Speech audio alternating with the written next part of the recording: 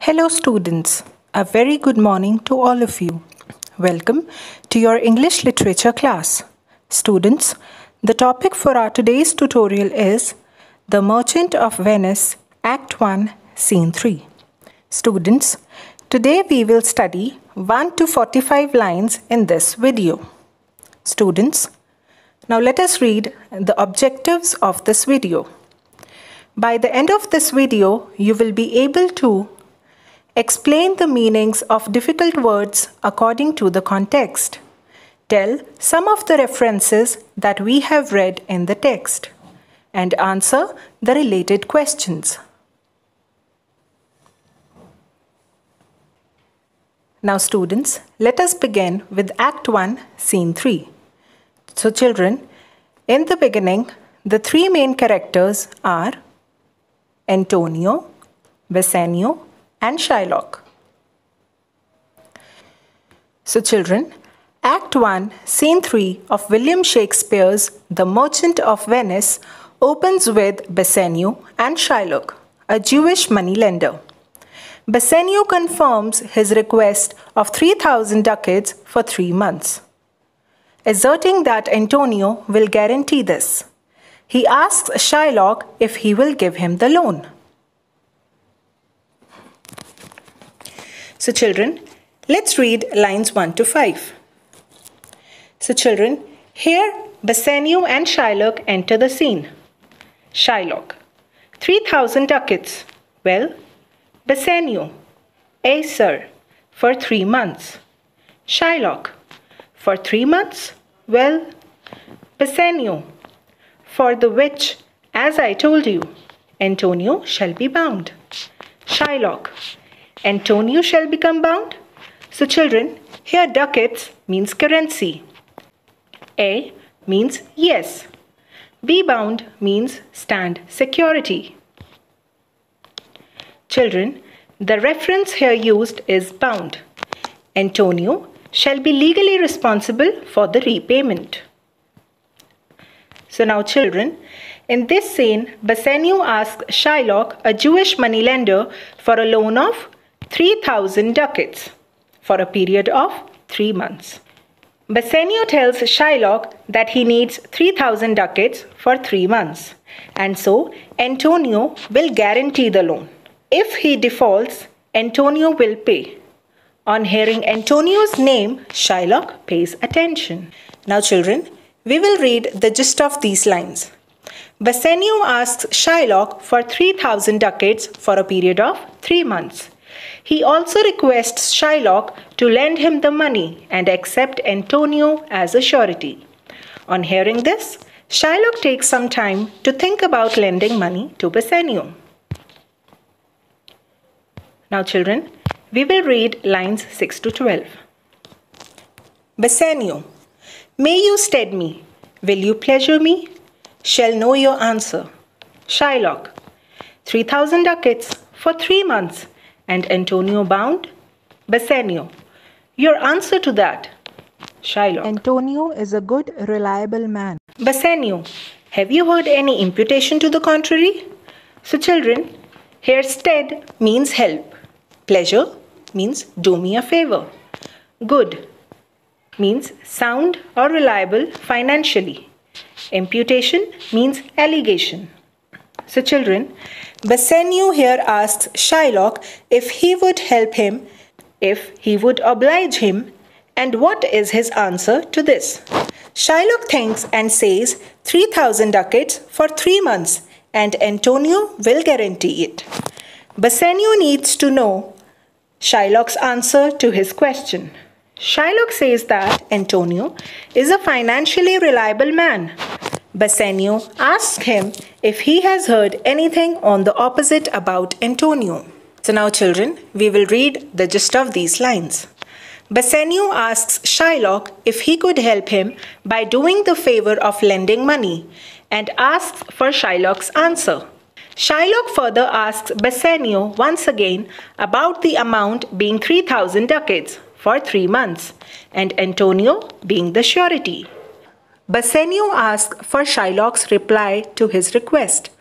Shylock replies by saying that Antonio is a reliable man. On hearing this remark, Bassanio asks Shylock if he has heard about any allegation against Antonio. Lines 13 to 22. Shylock: "Oh, no. No, my meaning in saying he is a good man is to have you understand me that he is sufficient. Yet his means are in supposition.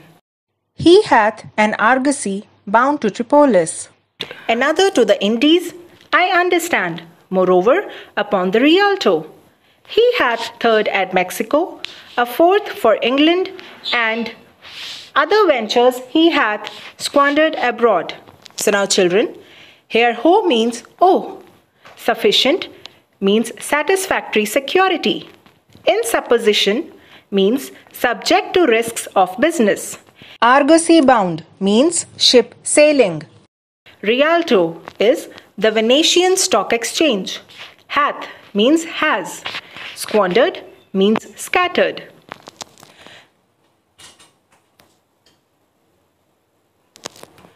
But ships are but boats, sailors but men there be land rats and water rats, water thieves and land thieves, I mean pirates. And then there is the peril of waters, winds and rocks. The man is sufficient, 3,000 ducats. I think I may take his bond. Children, here boats means wooden planks. Water thieves means sea robbers. Land thieves means land robbers. Peril means danger. Notwithstanding means in spite of. So children, Shylock says that no, nothing bad. Instead, he meant that Antonio's a good man. So children, here when Bassanio asks Shylock if he has heard about any imputation against Antonio, then Shylock says that no, nothing bad. Instead, he meant that Antonio is a good man who has enough money to guarantee the loan. But his investments are uncertain right now. He has one ship bound for Tripolis, another for the Indies, the third to Mexico, and a fourth to England, as well as his money is invested in other business ventures. He further says that ships are fragile boats and sailors are just men. Also, there is a danger of land rats and water rats, sea and land robbers, that is, pirates. Then there is also a danger of water winds and rocks. Anything can happen, but in spite of all this, Antonio is still wealthy enough. Shylock thinks that he can let Antonio be a guarantor for Bassanio's loan of 3,000 ducats. Now children, we will read the reference to context. Here, his means are in supposition is, his fortune may be supposed subject to the risk and failure of business. Indies is the West Indies near Central America. Rialto. This was the name of the business quarters of Venice, where the exchange was situated, to which all the businessmen and merchants resorted.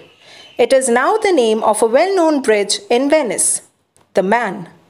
Sufficient. Nevertheless, the man Antonio is satisfactory as security. So children, now we will read the gist of these lines. Shylock says that his intention in telling Bassanio is that Antonio is a reliable man and his surety is sufficient. Yet his resources are at risk. He has one ship sailing for Tripolis and another for the Indies. Moreover, he had learned from the Venetian stock exchange that Antonio has a third at Mexico, a fourth in England, and he has other business investments spread out abroad. He further says that ships are only wooden planks and sailors are mortal men. Just as there are land rats and water rats, so there are land robbers and sea robbers, by which he means pirates. Then there are the dangers of sea storms and rocks. However, Antonio is sufficient surety all the same. Shylock thinks that he may accept him as security for the loan of 3,000 ducats.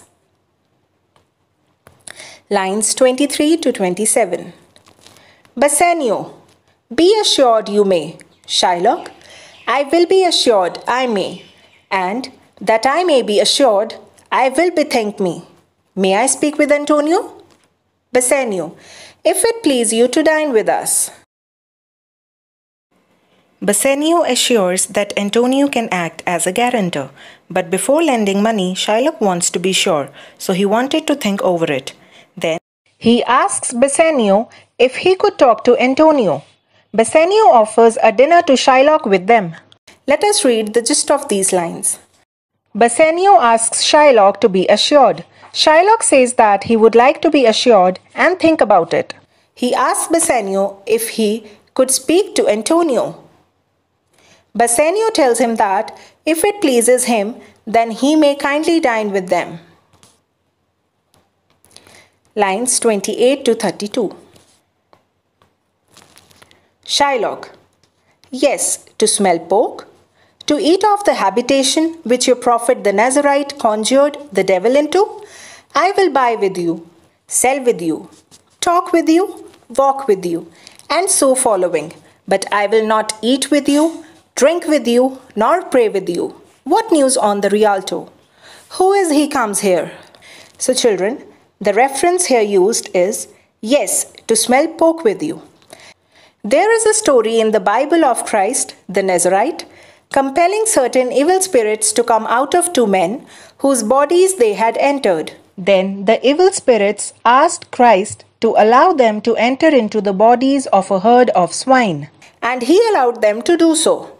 This is what Shylock refers to. By habitation, he means the body of the swine. The Jews look upon pork as an unclean and prohibited food. We see in this speech the character of Shylock. He is proud of his race and his religion, and determined not to break any of his religious observances to please the hated Christian. Yet he has the shrewd common sense of a businessman, and is willing to mix with Christians and do business with them, as long as there is profit to be made. He uses the title prophet for Christ, since the Jews do not recognize him as the Son of God. So children, Shylock refuses to have dinner with them by saying that he doesn't want to smell pork. The Christian prophet, the Nazarite, sent the devil into a herd of pigs, and he is not going to eat that. He looks upon pork as an unclean and prohibited food. He says that he'll buy with them, sell with them, that is, he'll do business with them. But he won't eat with them, drink with them, or pray with them. He then asks if there is any news on the Rialto and notices someone coming. He asks who is the person who is coming. Now children, we will read the gist of these lines. Shylock replies by saying that he would not do this. He would not smell pork and eat the meat of the animal here is pig or swine, into which Jesus of Nazareth put the devil. Shylock further says that he is prepared to buy and sell with them, talk to them or walk with them, and do many of other things, but he will not eat with them, drink with them, or pray with them. He then asks about the news on the Venetian stock exchange, Rialto.